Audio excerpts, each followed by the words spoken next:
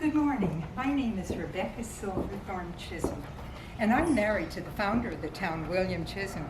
He's very handsome. William and I have 10 children. Most of them are grown now, but there are still a few living with us here, and they enjoy playing here out in the garden. I would like to take you today into the town and tell you a little about some of the interesting folk. Oh, this is the home of James Kelley. James Kelley was a blacksmith, and he and his son plied their trade both as hardware merchants in town and mainly as blacksmiths. Now, when you think of a blacksmith, you think of all the implements they make, but they also shoe the hooves of horses and oxen.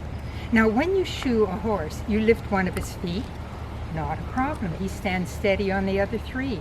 But if you go and lift 1 foot of an ox, he's on the ground and he does not get up again. So James and his son decided they would work on a way to solve this, and they made a sling in order to lift the ox, put the shoes on his hooves, put them back down again. They patented this idea, so not only did they get most of the business, but they got the money for the patent.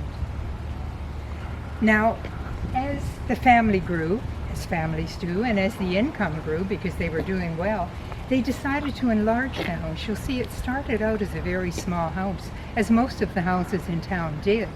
And then, as your family and your income grew, you added to it. In this case, James took the barn and brought it forward and incorporated it into the house.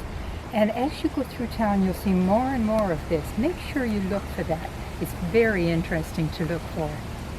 Now, after James was no longer living here, the grandparents of Farley Mowat came to live in this house, and Farley would come and spend his summers here. And Farley likes to tell that he wrote "Never Cry Wolf" in this home, in the bathroom, the only quiet room. That was pleasant, joining me in a walk. I really enjoyed that. Let's do it again someday, and we'll talk about other folk in town.